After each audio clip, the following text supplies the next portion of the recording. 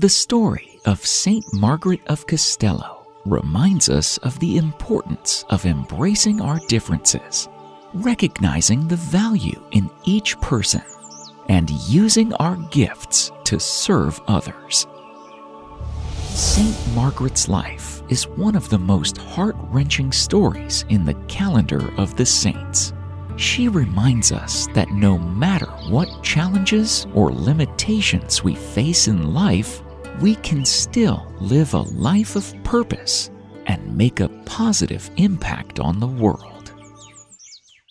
Saint Margaret of Castello was a 13th century Catholic saint born in Italy to noble parents. However, she was born with physical disabilities, including being blind and hunchbacked. And her noble and rich parents could not bear a disgrace that offended the family's pride. This led her parents to reject her and abandon her at a church. Some women of Castello found the terrified child and took care of her until they could arrange for her to be adopted.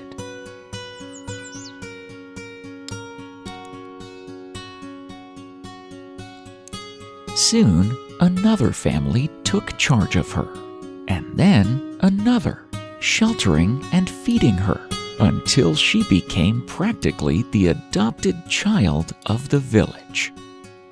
One and all declared that far from being a burden, little Margaret brought a blessing upon those who befriended her. As Margaret grew up, she embraced her disabilities as a gift from God and saw them as a means to deepen her faith and relationship with Him. Some years later, the nuns of a recently opened local convent offered her a home. The girl rejoiced at the prospect of living with the religious, but her joy was short-lived. She was in for a disappointment. The nuns were lax in keeping the rule of their order, and even in keeping the routine of daily prayer and meditation. Margaret, on the other hand, was intensely devout.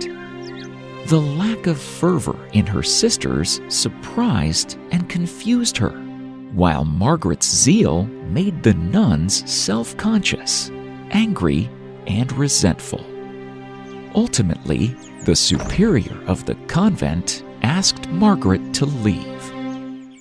She returned to her adoptive parents and at age 15 joined the Third Order of Saint Dominic, which permitted her to wear the habit and take the vows of a nun, but still live at home where she felt loved and secure. Margaret's disabilities did not make her bitter. Rather, she became one of the most generous, sympathetic people in Castello. She lived a life of poverty, relying on the charity of others. She was known for her acts of kindness and compassion towards those who were also marginalized and neglected. Margaret said that in the sufferings of her neighbors, she saw the image of the suffering Christ. As for her own disabilities, she regarded them as a means to unite her pain with the pain Christ endured on the cross. She once made a profound influence on a group of prisoners when she was elevated some 20 inches off the ground in ecstatic prayer, and her poor face was transformed in beauty. This was just the beginning of her mystical life. She cured another tertiary of an affliction of the eyes, which had baffled medical professionals. And her mantle extinguished a fire which had broken out in her foster parents' house.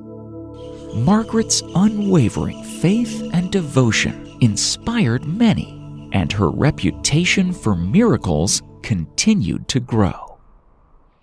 One of the most remarkable stories about Saint Margaret was her encounter with a wealthy merchant who had lost all his wealth and was on the brink of poverty. Margaret prayed for him, and the next day he received a vision from God telling him to go to a certain place and retrieve a hidden treasure. The man followed the vision, found the treasure, and was able to restore his wealth and prosperity. The man was so grateful that he later built a church in honor of Saint Margaret after her death. In her desire to show her gratitude to the people of Città Castello, she undertook to look after the children while their parents were at work. Her little school prospered wonderfully, for she understood children, being very simple herself. She set them little tasks which she helped them to perform. She instructed them in their duty to God and to man, instilling into them her own great devotion to the sacred childhood. Thus she lived, practically unknown outside her own neighborhood, until the age of 33, when she died amidst the friends who loved her. Saint Margaret of Castello's legacy continues to inspire people today, as she represents the power of faith, devotion, and compassion in the face of adversity. Her feast day is celebrated on April 20th. Oh, Blessed Margaret of Castello, you turned to God in prayer with confidence and trust. Through continual prayer, you accepted your misfortunes. Obtain for me the grace to persevere in my prayer, confident that God will give me the help to carry whatever cross comes into my life. Blessed Margaret of Castello, pray for us.